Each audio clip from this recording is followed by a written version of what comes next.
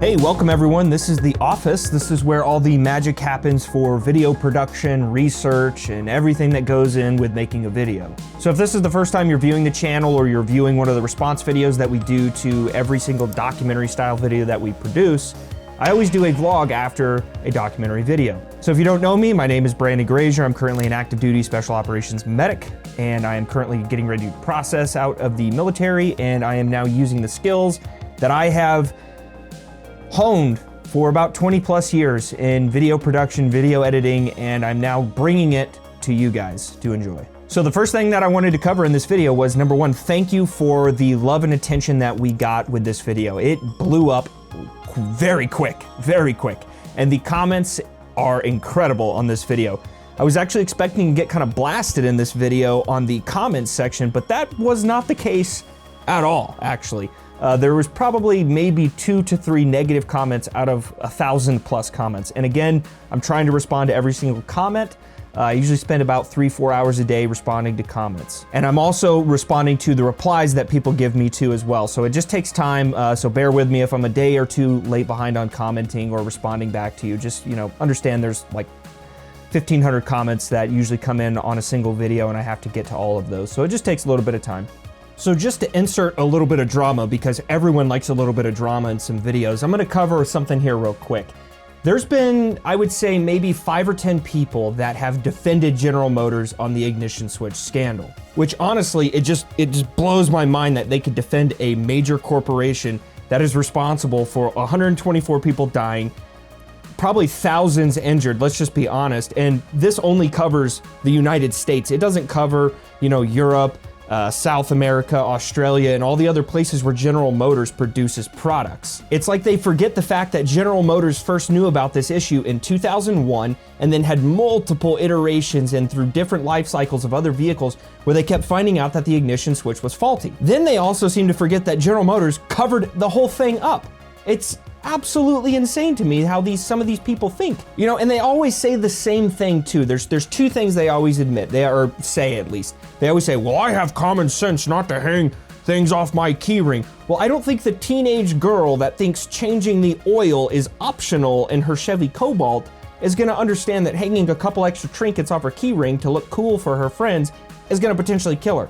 Most people don't think like that. And then the second thing they always say is they admit that they own a Chevy product. And so by extension, what's happening here is, because I'm attacking the facts of the situation, I'm attacking General Motors and the scandal that occurred, and I wouldn't even say I'm attacking, all I'm doing is just reporting the information, but because I'm doing this, they view that as a personal attack against them, because some people, whenever they purchase something that's, expensive or whatever, you see it all the time, they view whatever they purchase as an extension of themselves. So if somebody's like, yeah, I really don't like BMWs, I'm not gonna get offended. I'm gonna be like, well, why don't you like BMWs? I'm not gonna sit there and lose my mind and then go on the attack against them. But some people view whatever product they purchase as another version or as an extension of themselves. The other thing too is these people aren't looking at the second and third order effects.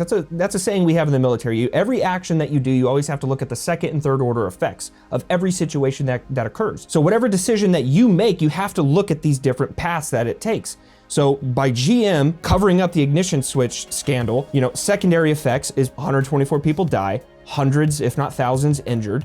Then tertiary effects, they have to end up paying a bunch of money, like 300 plus million to the families. Then you have to look at the other thing called layered effects. And then you look at how many people were injured, how many people had to pay these massive hospital bills, the families that were destroyed because of this, because they lost a loved one. And some of these people have the gall to go out there and defend General Motors on this. This is an inexcusable action by General Motors, and that is something I will not falter on, and that I will not take any step back on and try to defend General Motors on. That is inexcusable. Some people, whenever they think because they haven't been affected by a particular situation, they think it's not a big deal. And usually that's like immature, it's small-minded thinking. They think the world kind of revolves around them and they don't realize that they're not the only person or that they're not the center of the universe. And that's why it's a very small amount of people that have actually been commenting on this, because most of the viewers that watch this video and that watch all the other documentary videos are actually pretty intelligent people. But I wanted to kind of bring some information to light because I thought it was kind of interesting, and I thought some of you guys that aren't perusing the comments like me, answering comments and all that stuff, some of you guys aren't going to see that, but I thought I'd bring that up because it's very interesting to get into the mind of other people and see their train of thought and just how freaking wild it is sometimes. The second thing I want to do is thank you guys for everyone that participated in the poll pre-GM launch. So if you guys don't know, if this is your first time, if you are a subscriber to the channel, we do a poll. So with that poll, it kind of helps guide the video on where it needs to go. So thank you for participating in that poll because I was kind of in a little bit of a rut on where I wanted the final ending to go, and you guys really helped me out with that. I know I asked a very vague question, but there was a reason why I asked that question so vague. So thank you for participating in that. It really helped me out a lot. The other thing I wanted to cover too is videos like the American Auto's failure series that we've done. It garners a lot of different types of people that come in. You're gonna get the guy that loves the brand that we're covering. You're gonna get the guy that hates the brand that we're covering. And then you're gonna get the automotive enthusiast. I consider myself an automotive enthusiast. I like all cars, by the way. I don't hate any of these brands that I've covered in these videos. I don't hate GM, I don't hate Chrysler, I don't hate Ford, I don't. I want them to get better. And the only way for a lot of these companies to get better is to see the problems that they've created. So how can you fix a problem when you don't really know that a problem exists? So the next video is going to be a little bit of a surprise, but I'll give you a hint. It deals with the big three. People have been commenting about it. So every time I publish a new video, I look at every single comment. I try to respond and read and really digest every single comment. And there's a common theme that I've noticed between all three videos. And a lot of people seem to be making excuses for the big three. So be prepared for that video. It's going to be a pretty cool one.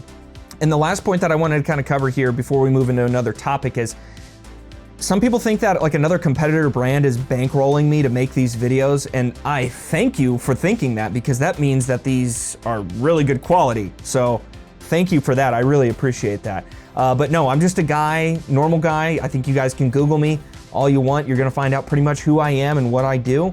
But I'm just a normal guy with a laptop that knows how to research and knows how to, do video production and editing. I didn't go to school or anything for this. I am a self-taught guy, and it's something that I've really enjoyed doing for 20 plus years, I'll put it that way.